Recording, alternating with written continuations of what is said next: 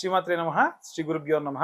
Spy TV ప్రేక్షకులందరికీ కూడా నమస్కారం. ప్రప్రథమంగా మేషరాశి వారికి సంబంధించి ఈ యొక్క జూలై నెలలో ఎలా ఉండబోతుంది అనేటువంటి విషయాన్ని ఇప్పుడు తెలుసుకుందాం. మేషరాశి వారికి సంబంధించి 12వ స్థానంలో శని, ద్వితీయ స్థానమునందు కుజుడు, తృతీయ స్థానంలో సూర్యుడు, అలాగే ఏకాదశ స్థానమునందు రాహువు, చతుర్థ స్థానంలో బుధుడు, శుక్రుడు, అలాగే గురుగ్రహ సంచారము, పంచమ స్థానంలో కేతుగ్రహ సంచారం జరుగుతుంది. ఈ గ్రహ సంచారాల్లో భాగంగా మనకు 12వ స్థానంలో శనిగ్రహ సంచారం చేస్తున్న కారణం చేత విశేషమైనటువంటి డబ్బు అనేటువంటిది కొన్ని కారణాల వల్ల ఖర్చు అవుతూ ఉంటుంది. ముఖ్యంగా ఇంట్లో ఏదైనా సరే ఆడంబరాల కోసం ఆడవాళ్ళు ఖర్చు పెట్టడము, లేకపోతే ఇంటికి సంబంధించి ఏదైనా మరమ్మతులు చేయించే క్రమంలో డబ్బులు ఖర్చు అవ్వడము, విద్యార్థులకైతేనేమో ఏదో ఒక రకమైనటువంటి వస్తువులు, లేకుంటే స్కూల్కి సంబంధించి, కాలేజ్కి సంబంధించి బుక్స్ కానివ్వండి, కాలేజ్ బస్సులకు కానివ్వండి, వీటి కోసం డబ్బులు ఖర్చు అయ్యేటువంటి అవకాశం జూలై నెలలో ఎక్కువగా గోచరిస్తుంది. ఉద్యోగస్తులకు సంబంధించి వీరు ఈ యొక్క గ్రహ సంచారాల్లో భాగంగా ఏంటంటే ఉన్న ఖర్చులన్నీ బాగా తగ్గించుకుంటూ ఉంటారు. వివాహం కానటువంటి అయినా ఉద్యోగం వచ్చి పిల్లలు సంసార జీవితాన్ని గడుపుతున్న వారైనా సరే ఈ నెలలో ఖర్చులు బాగా తగ్గించుకుంటారు. ఎందుకు అనంటే వివాహం కానటువంటి వారు వివాహానికి సంబంధించి ప్రయత్నాలు, జాతకాలకు సంబంధించి లేదా వివాహం తర్వాత కావాల్సినటువంటి వస్తువులు కొనుగోలుకు సంబంధించి డబ్బులు బాగా దాస్తూ ఉంటారు. వివాహమైనటువంటి వాళ్ళు పిల్లలు, కుటుంబము వాటి కోసం డబ్బులు బాగా దాస్తారు. దాయడం కామన్. కానీ ఇక్కడ వచ్చింది ఏంటంటే వాళ్ళు డబ్బులు దాచే క్రమంలో వారికి ఉన్న కోరికల్ని కూడా దిగమింగుకుంటూ ఉంటారు. వారు ఏదైనా కొనుక్కోవాలనుకున్నా, ఏదైనా తినాలనుకున్నా సరే వాళ్ళు బాగా కంట్రోల్డ్గా ఉండేటువంటి అవకాశం ఉంటుంది. కాబట్టి ద్వితీయంలో ఉన్నటువంటి కుజుడు వీరికి ఉన్నటువంటి స్థిరాస్తికి సంబంధించి ఏదైనా సరే ఒక పని గురించి కొన్ని రోజులు సెలవు పెట్టుకొని వెళ్ళేట్టుగా చేస్తూ ఉంటుంది. తృతీయంలో ఉన్నటువంటి సూర్యుడు ఏంటంటే ప్రభుత్వ ఉద్యోగస్తులకు కానివ్వండి, అలాగే ఏదైనా సరే రాజకీయాల్లో ఉన్నటువంటి వాళ్ళు కానివ్వండి, టీమ్ లీడర్స్గా ఉన్నటువంటి వాళ్ళకు సంబంధించి కాస్త అనుకూలమైనటువంటి స్థితికి ఉంటారు. వీరు ఎక్స్పెక్ట్ చేసిన దానికంటే మంచి పరిణామాలే గోచరిస్తూ ఉన్నాయి. చతుర్థ స్థానంలో సంచారం చేస్తున్నటువంటి గురు, శుక్ర, బుధగ్రహ సంచారాల వలన ఎవరైతే వృద్ధాప్యంలో ఉన్నారు, రైతులు ఉన్నారు అనుకోండి, వాళ్ళకు సంబంధించి ఒక ప్రణాళికాబద్ధంగా వీళ్ళు ఏవేవో ఎస్టిమేషన్స్ వేసి ముందుకెళ్తారు. కానీ అనుకున్న దానికంటే కాస్త డిఫరెంట్గానే ఖర్చులన్నీ కూడా అయ్యేటువంటి అవకాశం గోచరిస్తూ ఉంది. ఇవన్నీ కూడా ఏంటంటే గ్రహ సంచారాల వల్ల ఆ విభాగాల వారికి వచ్చేటువంటి ఇబ్బందులు, ఆ ఇబ్బందుల నుండి బయటపడాలి అనంటే మనం ఏ రెమెడీస్ తీసుకోవాలి, ఏ మంత్రం చదవాలి, అలాగే వివాహం కానటువంటి అమ్మాయిలు, అబ్బాయిలు అయితే కనుక ప్రతి నెల కన్యావర పాశుపత హోమాలు నిర్వహించడం జరుగుతుంది. ఆసక్తి కలవారు కింద ఉన్న నెంబర్కు కాంటాక్ట్ చేసి డీటెయిల్డ్గా మీరు ఈ యొక్క కన్యావర పాశుపత హోమాలకు సంబంధించి ఈ యొక్క ముందుగానే అడ్వాన్స్ పే చేసి ఆ ప్రోగ్రాంలో పార్టిసిపేట్ చేయొచ్చు. అలాగే ఈ రెమెడీస్ ఏం చేయాలి, ఏ మంత్రం చదవాలనేటువంటి విషయాలను ఇప్పుడు మనం తెలుసుకుందాం. ఇప్పటి వరకు మనం ఈ రాశి వాళ్ళకు సంబంధించి ఎలా ఉండబోతుంది గ్రహ సంచారాల గురించి మాట్లాడుకున్నాం. వాటి యొక్క ప్రతికూల పరిస్థితులు, అనుకూల పరిస్థితుల గురించి కూడా తెలుసుకున్నాం. ఇప్పుడు మనకి ఈ యొక్క రాశి వారికి ఏ మంత్రం చదవాలి, ఏ రెమెడీస్ తీసుకోవాలి అనేటువంటి విషయాన్ని ఇప్పుడు తెలుసుకుందాం. ముఖ్యంగా విద్యార్థి దశలో ఉన్నటువంటి వాళ్ళు ఎవరైతే ఉంటారో విశేషంగా ఆంజనేయ స్వామికి ఆరాధన చేయండి. విద్యార్థులు, గృహిణులు, ఉద్యోగస్తులు వీళ్ళందరూ కూడా. అందులో ముఖ్యంగా ఏంటంటే వీలైతే శనివారం లేదా మంగళవారం నాడు ఈ నెల మొత్తంలో 1000 సార్లు పూర్తవ్వాలి.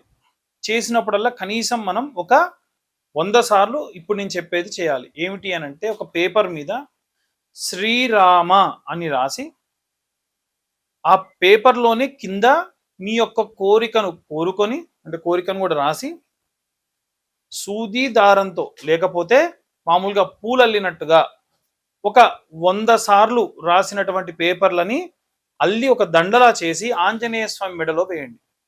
దాని వలన విశేషమైనటువంటి విద్య, ఉద్యోగ, గృహ సంబంధించినటువంటి అనుకూల పరిస్థితులు ఉంటాయి. ఎందుకంటే ఆంజనేయ స్వామి వారికి రామనామం పలికి ఆయన మెడలో మీరు వేసేటువంటి కోరిక ఈజీగా తీరుతుంది. అట్లని 100 కోరికలు రాయకండి. వీలైనంత వరకు ఆ 100 కూడా ఒకే రకమైన కోరిక రాయండి. కుటుంబంలో నలుగురుంటే నలుగురు వారి వారి కోరికల్ని ఆ శ్రీరామ అనే దాని కింద ఎవరి కోరిక వారు రాయొచ్చు. ఇలా రాసి ఈ 108 పేపర్లని కూడా ఒక పూలు ఎలా అయితే అల్లుతారో అలా అల్లండి. వ్యాపారస్తులు ఎవరైతే ఉంటారో మీ వ్యాపార స్థలంలో అమావాస్యకి కూడా పసుపు కొమ్ములతోని దండల అల్లినటువంటి ఆ యొక్క దండని అమ్మవారి మెడలో వేయండి. జనాలు ఎవరైనా సరే మీ షాప్‌లోకి రాగానే అమ్మవారు కనిపించాలి. అలాగే జనాకర్షణ యంత్రము అని ఉంటుంది. లేదా నరఘోష యంత్రం అని ఉంటుంది. వ్యాపారం బాగా కొనసాగేటువంటి వాళ్ళు ఎవరన్నా ఉంటే వారు దిష్టి తగులుతుంది అనుకుంటే నరఘోష యంత్రాన్ని పెట్టుకోవాలి. ఎవరైనా సరే ఒకవేళ ఈ వ్యాపారం బాగా సాగట్లేదు అనుకుంటే గనక ఈ యొక్క జనాకర్షణ యంత్రం పెట్టుకోవాలి. ఆ యంత్రానికి సంబంధించి కింద ఉన్న నెంబర్‌కు కాంటాక్ట్ చేయండి. నేనే స్వయంగా పూజలో పెట్టి సంపాదితాద్యంలో వేసిందే మీకు పంపిస్తా. ఇక రాజకీయ నాయకులు ఎవరన్నా ఉంటే గనక ప్రతి నెల రాజశ్యామల అమ్మవారికి సంబంధించినటువంటి యాగం చేసేటువంటి క్రమంలో ఉంది. ఆ యొక్క యాగంలో పాల్గొనాలి అనుకుంటే కింద ఉన్న నెంబర్‌కు కాంటాక్ట్ చేయొచ్చు. రాజశ్యామల అమ్మవారికి అభిషేకము, అమ్మవారికి చీర వస్త్రాలు ధరింపచేసి అక్కడ అమ్మవారి దగ్గర ఆచ్ఛాదన చేసినటువంటి ఆ యొక్క ఆ చీరని అలాగే ఆ యొక్క వస్త్రములను మీరు స్వీకరించి హోమంలో పాల్గొనడం వల్ల విశేషమైనటువంటి సత్ఫలితాలు పొందవచ్చు.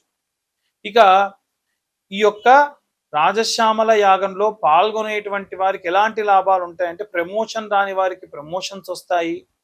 అలాగే ఉద్యోగంలో ఇంకా ఏదైనా సరే ఇంకో చోటికి బదిలీ అవ్వాలనుకున్న వాళ్ళకి బదిలీ అవుతాయి. రాజకీయ నాయకులకైతే గనక వారు అనుకున్నటువంటి రాజ్య సిద్ధి, రాజ్యలక్ష్మి యొక్క సిద్ధి కలుగుతుంది. కాబట్టి దానికోసం ఈ రాజశ్యామల యాగం అనేటువంటిది సహాయపడుతుంది. అలాగే ఎవరైతే ఈ యొక్క రైతులు ఉంటారో వాళ్ళు అంతకు మునుపు నెలలో నేను చెప్పింది మీకు చాలా సులువుగా మీరంతా మట్టికి చాలా దగ్గరగా ఉంటారు కాబట్టి జంటనాగులు ఉన్నటువంటి దేవాలయంలో అభిషేకం చేసి ఆ అభిషేకం చేసినటువంటి నీరు కానీ పాలు కానీ ఎక్కడైతే మట్టిలోకి వెళ్తాయో ఆ మట్టి అంతటిని కూడా తీసుకొని వాటిని తీసుకొని వెళ్ళి మీ యొక్క పొలాల్లో చల్లుకోవడం మంచిది. మీ పొలంలో నైరుతి భాగంలో గుమ్మడి పండు అలాగే నిమ్మకాయ పోసి పెట్టండి. పసుపు కుంకుమలు వేసే పని లేదు. దీని వలన భూమికి సంబంధించి సారము చాలా అద్భుతంగా పెరుగుతుంది. ఆరోగ్యం బాలేకుండా ఉన్నటువంటి వృద్ధాప్యంలో ఉన్నటువంటి వాళ్ళు ఎవరైనా సరే ప్రతి నిత్యము కూడా సాయంత్రము కాలభైరవాష్టకాన్ని చదవడం మంచిది. దీని వలన విశేషమైనటువంటి మంచి సత్ఫలితాలు పొందుతారు. వీలైనంత వరకు ప్రతి నెల కూడా నాకు వీలైనంత వరకు ఎక్కడెక్కడ ఎవరెవరు ఎలాంటి గురువులు ఏదైనా ఏం చెబుతున్నారు, ఏ పీఠాధిపతులు ఏవి చెబుతున్నారు, మనం జనాలకు ఎంత వీలైతే అంత ఈ రెమెడీస్ని తీసుకెళ్ళాలి అని అనుకుంటూ ఉన్నాము. అవన్నీ కూడా మీకు చెప్పడం జరుగుతూ ఉంది. కాబట్టే వీలైనంత వరకు నా ప్రయత్నం నేను చేస్తూ ఉన్నా. మనం దైవిక ప్రయత్నం మానవ ప్రయత్నం చేయాలి. తర్వాతకి భగవంతుడా అనాలి. షడ్యమం మానవ ప్రయత్నం, సప్తమం దేవచింతనం.